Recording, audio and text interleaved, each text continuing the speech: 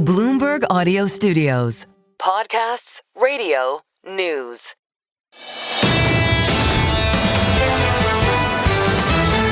This is the Bloomberg Surveillance Podcast. Catch us live weekdays at 7 a.m. Eastern on Apple CarPlay or Android Auto with the Bloomberg Business app. Listen on demand wherever you get your podcasts or watch us live on YouTube.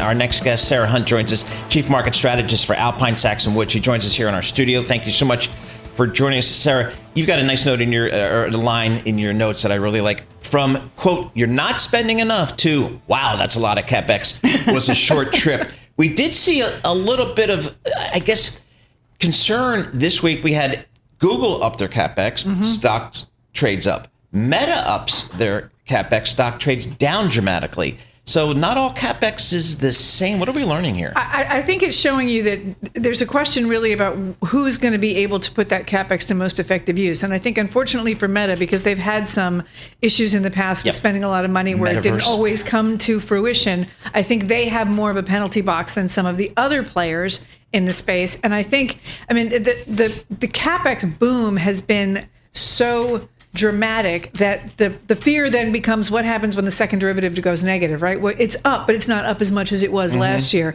And right now, that's not as much of a problem, but it's coming as the law of large numbers gets larger and larger. And the question is going to start to become, what are you getting for that CapEx? And if margins are going to be affected, then people are going to be a little less excited than they were when it looked like that CapEx was going to drive margins. So I think that's the tension right now. That's what people are trying to figure out. Yeah, and in your note, I liked how you said it's going to be about show me the money, right, when it comes to CapEx spending on AI. Let's talk about the names that are not beating. Some of the companies that are not wowing Wall Street, disappointing on either the top, bottom, or both lines. They're really getting beaten up. Do you think it's being a little overdone when you look at those individual names? If I want to add to the things that go on the wall of worry, the fact that stocks can get cut in half for bad news as opposed to down 10 or 15%, it seems to me one of those things where there's very much of a knee-jerk reaction and there's a wholesale selling and there's not a lot of looking into what's wrong. Now, in some cases, there were things that were wrong. People have cut guidance. I mean, I'm looking at companies like FMC or Fiserv where there were big issues going on, but those are really big moves. And those kind of moves, I think, are a little bit, should warn you that there could be more volatility ahead, because that is more than you usually get, even for problems within an earnings season. Well, so does that tell you that investors are just looking for a reason to get out? I think it's almost like there's either it's over-owned for some reason, or people are just getting out to say, I want to go back to this, or I just want to get out of that. But a lot of them are not the big tech companies. I mean, Meta's the exception for this earnings season so far. But I think that is a little bit worrying to see that much volatility in names where you shouldn't expect to see that much volatility. And one of the ones yesterday that kind of got my attention was, because it's near and dear to my heart, is Chipotle. Actually, that stock got crushed yesterday on some bad numbers, and that's my Wednesday go-to, right? I mean, I go to the one on 3rd Avenue, and they do a great job, so I was a little... Well, and that's the concern about, you've got to cut earnings 3 times in a row, and or those prices and those costs are going up faster than you anticipated that they were. I mean, I don't know if that is individual to them where they didn't have a handle on it, or if it just kept, the bad news just kept coming. But that's also something where the underlying, as Peter Tchir was just saying before, some of those tariffs, some of those impacts are coming next year. They're not here yet. And we have this sort of feeling that it's all okay. And I have concerns that going into next year, you're going to see some more of that. We had Michael Halen on yesterday. He's the restaurant analyst for Bloomberg Intelligence, and he called out the company big time. He says, for them to blame the economy is not accurate because all their peers are doing pretty darn well. So he called it out as a company thing, and he heard from the company yesterday. So, all right. So, where are we going here as we think about 2026, Sarah? We're turning the calendar on November tomorrow. What are we thinking for 2026 here?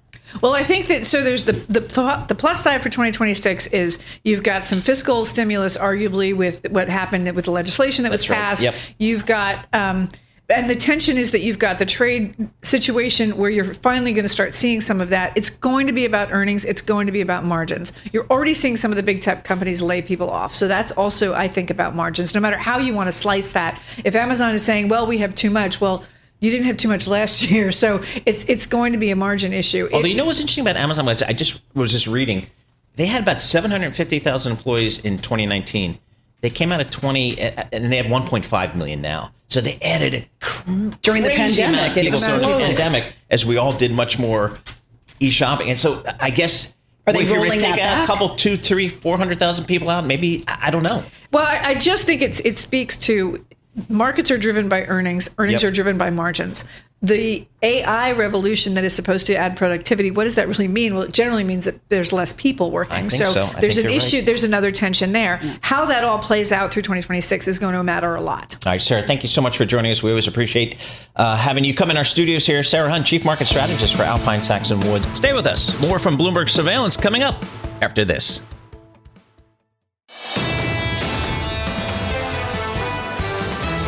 You're listening to the Bloomberg Surveillance Podcast. Catch us live weekday afternoons from 7 to 10 a.m. Eastern. Listen on Apple CarPlay and Android Auto with the Bloomberg Business app. Or watch us live on YouTube. This is how you roll when you're a gentleman of a certain age on Wall Street. Yeah, Friday, blue jeans, proper shirt, blue blazer, solid. I love it. It's classic. And then this guy comes in and blows up the entire studio. I mean, we're clashing in so many different directions. I don't even know where to go. But Dan Ives is here. He does all the tech stuff for Wedbush Securities. Dan, you've been busy this week. We've had a ton of tech earnings. I just want to start with Apple last night. The iPhone 17 is a thing, isn't it? Look, it's a surprise upgrade cycle. I mean, that's the reality. For so long, we've always talked about, these upgrade cycles, a potential super cycle. And this is a surprise upgrade cycle. And I think especially what we're seeing in China, look, China was a decliner. Now you start to see that increasing year over year.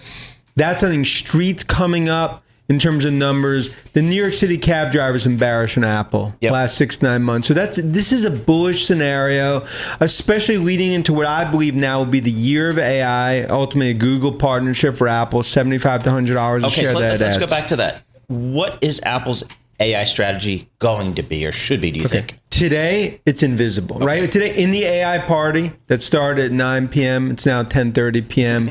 That party goes to 4 a.m. Cook and Apple, they're on the outside looking behind the velvet ropes. They're looking through the party through the window. But what I believe they're going to do now, once Google won that DOJ suit, that clears the road for them to do a significant Gemini partnership where ultimately the consumer AI revolution goes through Cupertino. Well, look, we're talking AI spend. We've got to talk Meta because they're the complete opposite of Apple, right? They're just throwing the kitchen sink at AI right now. But Wall Street, are they approving of the spending Meta's doing in that space? Look, in my opinion, it's a table pounder when that stock sold off yesterday. Because my whole view is this is an AI arms race. You want companies to spend. Now, look, free cash flow earnings obviously gets hit. But the reality is that this is a fourth industrial revolution. And you want all these companies, from Microsoft to Google to Meta to what we see with Amazon. But guess what? They're fueling the AI revolution. That's obviously bullish for NVIDIA, AMD, and others. I love what Meta's doing. I think it's a 4-digit stock. And I think what you're seeing now, it's spreading. Look at Amazon finally, Jassy saying, don't forget about us. It just shows and Street continues to underestimate the scope and scale of this fourth industrial revolution. So, and Alexis, we saw yesterday, Meta, the stock did sell off, but they went out and they sold $30 billion worth of bonds. They had $125 billion demand. When I was doing that business, $5 or $10 billion deals were monster. Right. $30 billion. And I bet you they made 5 phone calls last night and sold that deal out. I bet you that's what happened. Dan, talk to us about Amazon. Boy, the stock's up 12% pre-market trading here. Talk to us about where they are with their cloud business vis-a-vis Microsoft, vis-a-vis Google. Where's the cloud horizon for Amazon? Look, for the last few years, right, if you look at the top of that mountain, it's Microsoft and Nadella, and then, of course, Google, what they've been done with GCP. And that's been huge, the re-rating that we've seen with Google. But if you look at Amazon, outside looking in, right? I mean, Jassy, even though he's an AWS guy, really, Anthropic's been the opportunity, underwhelming. Last night, I think it's an inflection point quarter for Amazon. I think this now is going to change the view of Amazon when it comes to the cloud piece. Look, some of the parts, that's how you get to $340, $350 stock. And this is a very, very important quarter. For the two Mag 7, if you think about Apple and Amazon, both sort of like they're sitting at the table by the kitchen, like at the wedding, like with the random friends, like they get put at that random table. They want to be at the cool table. Now they're there. Look, there's so much to talk about with Dan Ives, right? Because I want to tick through some of these since we have you here in studio. Tesla.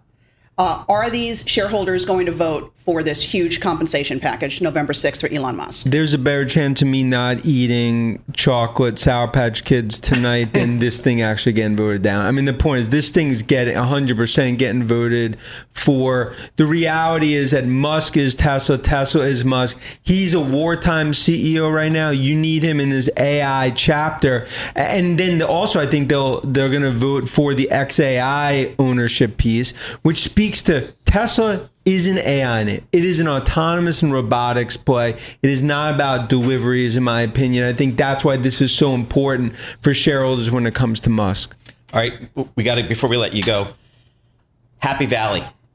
Turbulent times in Happy Valley. Yes. Penn State, we don't have a coach, but boy, is that a good seat. What do you think Penn State's going to do in terms of hiring a Look, in my opinion, it's the number, and obviously you could say bias, I think, especially after the LSU governors thing, I think it's the number one coaching spot in all of college football above Florida. To me, Pat Kraft, there's no better athletic director, I think, right now in the world than him. And I think they're going to go for Elka at Texas A&M. I think you go for Clark Lee at Vanderbilt. Manny Diaz, potentially Brahm and others. It's obviously been a very, very disaster year, but it's our view we need the right person to ultimately take us to the next level. There you go. Dan Ives, he's a proud Penn State alum, very involved in the athletic department there at Penn State. And I think he also does some tech research on the side. And he looks like Florida, the state of Florida, walking today. Badly. As a total side note, guys like Sweeney, they're the ones that give out the full chocolate bar for Halloween. That continues to be, obviously someone That's that... a big spender. None of the mini candy We can't bars. do that. Can't do minis. Dan, thanks so much for joining us. We really appreciate it. Dan Ives, Global Head of Tech Research at Wedbush Securities. Stay with us. More from Bloomberg Surveillance coming up after this.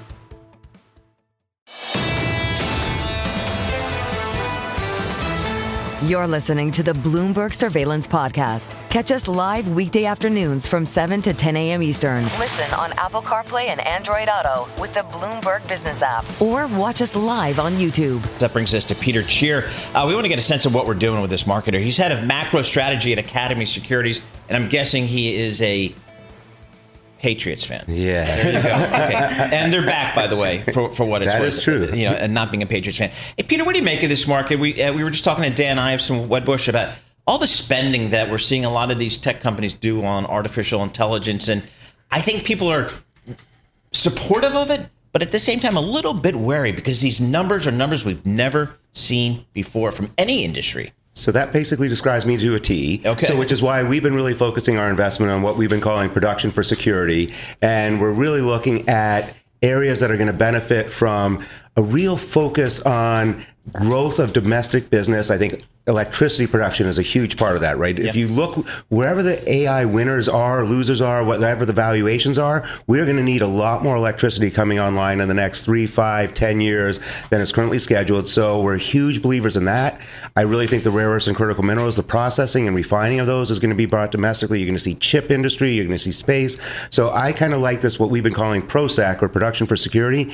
That is going to be the investment thesis. And I think it's actually going to replace ESG as a driving force for the next 5 to 10 years. Yeah, ESG, boy, that took a turn quickly. Came and went, right? Yes. Yeah, and I think this is almost an evolution. I think we're just rethinking sustainability, right? Sustainability meant one thing, and I think now it's much more of a hard look. If we want to be sustainable as a country or as a company, you need to be in control of certain things. So I think when I look at this, we're going to produce X amount domestically. Then you're going to want to produce some amount with your close allies and friends. And then sure, you can buy some on the open market because who cares, but you can adjust that. But you need this core base to be truly secure and sustainable as a nation. I think that's going to go to the corporate level. And I think it's going to spread globally as every country across the globe realizes this. So I think this is not a trade.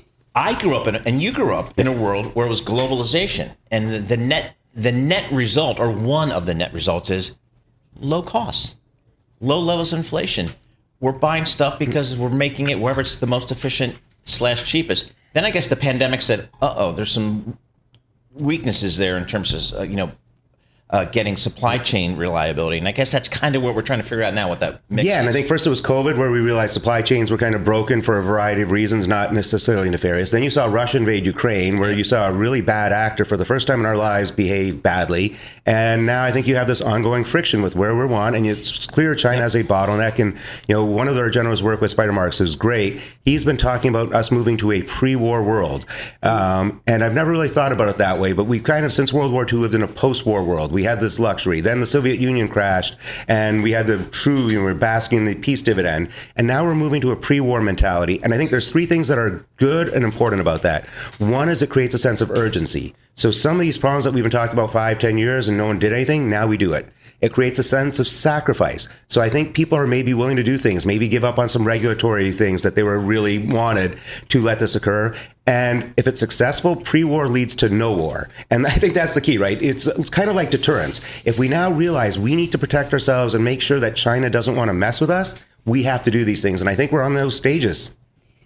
Speaking of trends during this earnings season, certainly AI spend is one of them. But something I'm not hearing a lot of is companies talking about the impact of tariffs. It's sort of been a non-event. Why do you think that is? And do you think that's going to continue?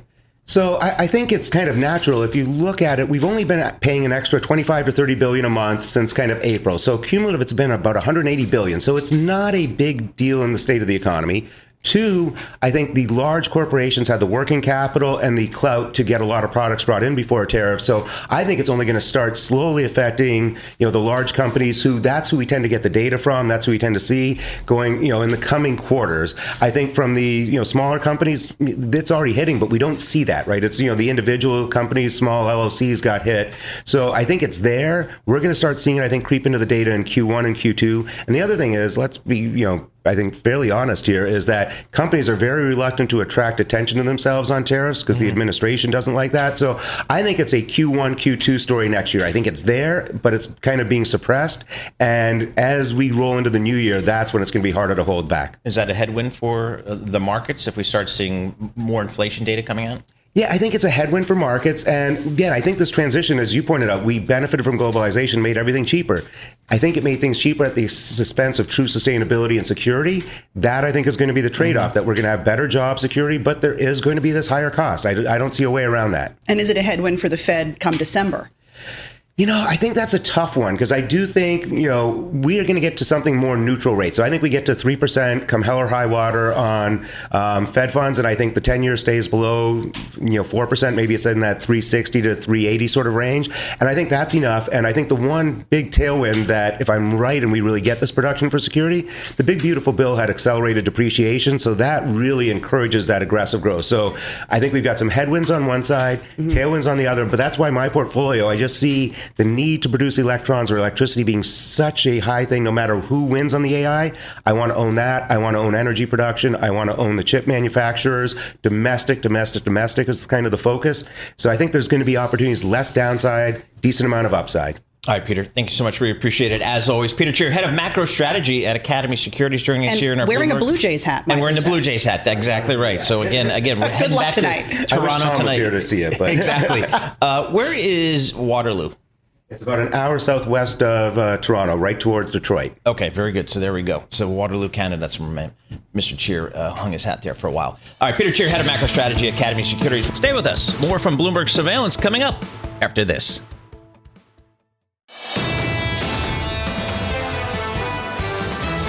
You're listening to the Bloomberg Surveillance Podcast. Catch us live weekday afternoons from 7 to 10 a.m. Eastern. Listen on Apple CarPlay and Android Auto with the Bloomberg Business app. Or watch us live on YouTube. All right, back by popular demand. This is Lisa Mateo. And look at the newspapers. What do you have today, Lisa? Okay, this has to do with the pending cuts to the SNAP program because of the government shutdown. It's actually changing what people are handing out to trick-or-treaters today. So this was in the Associated Press. Kind of interesting. It's happening in working class neighborhoods where people are giving out shelf-stable food instead of candy sometimes. No bueno. So ramen instead of Reese's or mac and cheese boxes. Okay, because they're worried like their neighbors are losing some of the food aid that they rely on. I see. Yeah, so here's the thing. Okay. Yes. So sometimes they're doing it instead of, but other times they're giving the kids the candy, but on a side table, they have out things like the mac and cheese or diapers or wipes or things like that. I like pasta, that approach. Because imagine the kid's face. Yeah, they throw a diaper in there. Yeah, it's like, and the kid's going to be like, I was hoping for a Reese's peanut butter cup. Correct. So now they have like kind of a table on the side so that parents, if they need it, they can kind of take it. Well, that's community coming together. That's awesome. Exactly. Especially in a lot of the middle class neighborhoods. So I love that story. Yeah, I'm looking at the price of cocoa just because it's gone up over the last several years so much, but it is down 45% year to date. So a little bit of a pullback in the price of cocoa and chocolate and things like that. So there you go. I know. I haven't gotten my chocolate yet, but I don't get many trick-or-treaters. I don't know. Okay, this one's in the New York Times. The bidding is open for New York's Penn Station, right? The transformation. Okay. Yes. No, okay. Is that still going on? I'm 61 years old, and I've heard this every year of my life. Well, the problem is that 6 months ago, right, the Trump administration took over control of it. Yep. So now the Federal Department of Transportation, they're looking for proposals to transform it in about 2 years. That's what they're saying. In 2 years, it's going to happen. And I didn't even realize Amtrak owns Penn Station. Yep. I didn't realize that. Well, that's because every time you get delayed, it's because you're a second-class citizen in New Jersey Transit. They get the right of way. They get the there you go. So Amtrak was kind of official, was talking to the New York Times about it, and even staying for the fate of Madison Square Garden because it sits on top of the station.